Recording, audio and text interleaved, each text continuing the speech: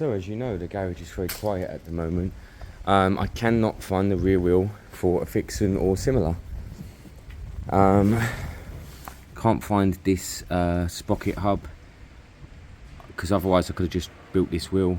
I can't find it, but we know this is a good engine, so as soon as one pops up, I'm going to snap it up. There was actually one in Scotland, right at the top of Scotland. Not helpful. Today, I didn't change my spark plug when I did a full service. I remember them being quite hard to get to, but the bike's stone cold. I haven't ridden today, so my aim is going to be to pop this spark plug just to have a look at it for now, and get the code off it, and then grab a new one when I can. I might even just go and grab a new one now. What's my oil level like since the service? My oil level, yeah, lovely.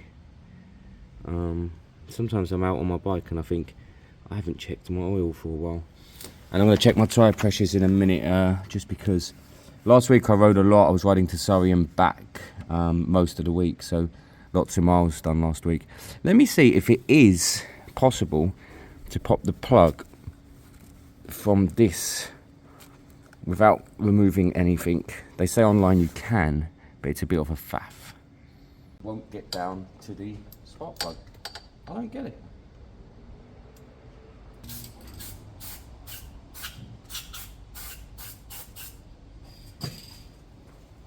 Right, I've greased it up. Let's see if that helps. Doesn't make sense at all.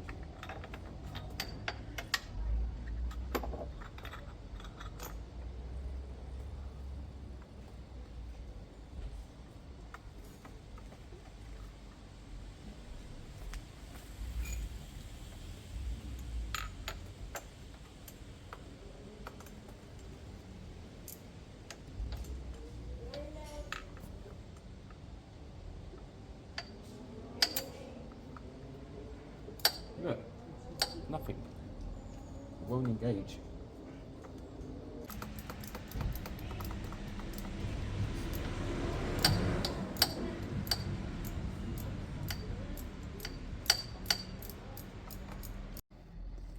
I've just loosened the 2 bolts on the top of the tank. See if we get enough tank lift to pop that out. We probably should. Yeah, there you go.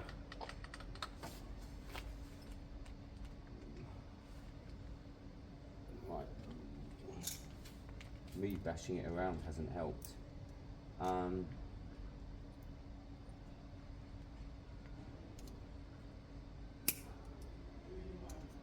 on. Right, let's get the gap back. I messed up the gap, my fault. Right, how's this plug looking? This plug's well fixed. That's why it's such a hassle to get it in and out. I had to spray in on the rubber, because originally the rubber doesn't really let it sit. What is that rubber? That's from someone else's. That's why it's been an issue. No wonder I couldn't get it in. Someone's tried it before and left that on.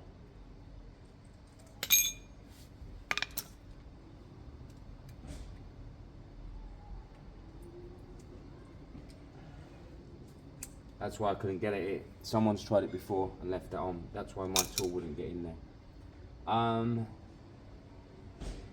Bosch R6, that's interesting. Right, let me Google that. So, as always, nothing's easy. Nowhere has this plug, VR5NEU or VR5NE. You have to order it. I should have thought about that actually. I didn't even consider it. Really, I just wanted to get this out and clean it, which I'm going to do. And put it back in for now. But yeah, it being such a faff. Ideally, I would have had the spare plug here. I'll order one. They're expensive. They're £25. Some of these new plugs, the Peugeot, was it the Peugeot that I had? The plugs were £25 each, and I needed, how many did I need? 4. It's shocking. New plug prices are shocking, but what can you do? So I'll chuck this back in for now. I'll order a new one. I'll chuck a new one in when it's here, and then we're good to go. Here we go. after about 6 weeks of looking, my first potentially decent deal has come up, although it's all the way in Luton. Bikes have been shocking price wise, but this Lexmoto Michigan has just popped up, reasonably priced, £350. Been sitting 2 years. Hopefully that's all it is, sitting 2 years. Definitely has a logbook, definitely has the key. Very vague in conversation. It worries me. I hate that. Very blunt, vague. But I'm going. And then I've been chatting to two guys about two sim mopeds. So hard to pin people down. You know, I've been saying today, I basically wanted to pick them up at the same time. They were very close to each other in distance. I'm trying to negotiate picking them up at the same time. It saves on hiring the fan again. And I just can't pin either of them down now. I can't even get one tonight. My hope is on this journey, one of them messages me so I can pick up this Michigan and one of the mopeds. And then that way the garage is back on track. There's been nothing out there. There's been nothing out there. £800 for the stuff I sell for £650 fully done. So hopefully this journey's worth it. I really don't like driving to Luton, I'm going to be honest. It's not an area, parts of it is not, you know, I don't like to be. And actually it's just a really dull M1 drive from here. But let's go. This could be good or this could be bad.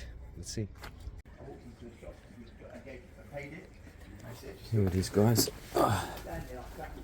It was on its arse, it was on its side in the back of his van. So I don't know if it's been on its side for days, hours. It stinks of fuel spilt out everywhere. So I'm hoping the paint's okay. So,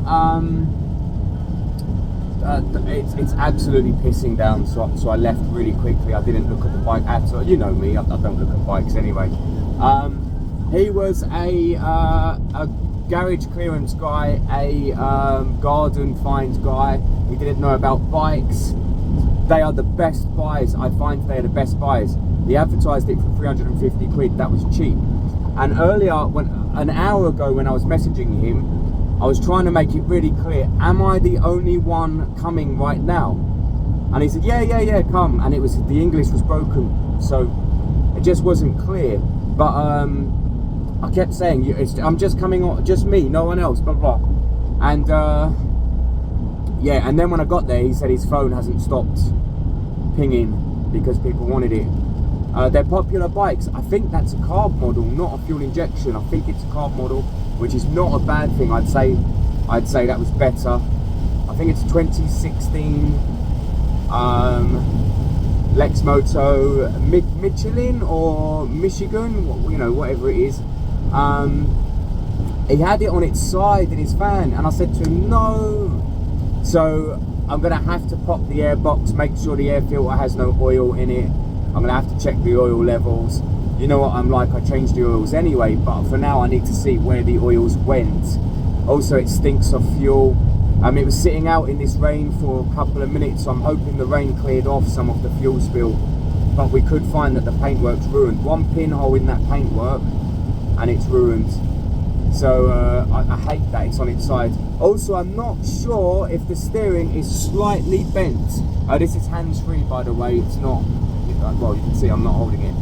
I'm not sure if the steering was slightly bent, but by having it down on its arse, it could have gone off center, which is easily fixable. But we have to ask ourselves, why did the original buyer stop using it 2 years ago? There could be any issue. It could be anything. So what will we do in this case? I think you can see I'm excited. I haven't had a proper project in a while. What will we do? We'll get the battery out as soon. I think tomorrow after work I'll have an hour of light. Ideally I want to see it tomorrow after work. I want to get the battery out and see if it will charge. It won't, it's been 2 years, but just in case. And then I want to look it over. I've got spare batteries, I'll hook it up.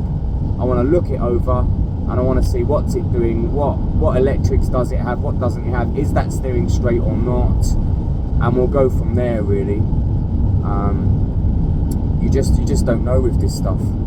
But great bikes, really great bikes. If I can get it up running, MOT'd and serviced, it should be £12.50. They're very popular bikes. I don't see why it wouldn't be £12.50 all day long. And right now Not even the charity. I need the money. Now that I've changed, I was living with my parents since COVID. That was 3.5, 4 years, and I got used to paying practically no rent. Let's be honest. I mean, don't get me wrong. It's my parents. I did, but nowhere near what I have to pay now. So this is a new game in my life, new chapter. I need to start making money to survive now, which is nuts. That doesn't mean the charity will stop. You see me all the time helping people out. There's a stalled vehicle ahead. It will be more that. It'll be less lump sums, less doing this for people and paying every penny. It will be more helping people out, giving up time and stuff. But it will always be a charity. Once it's not, it's over. I'm not interested. It will always be for in the best interest.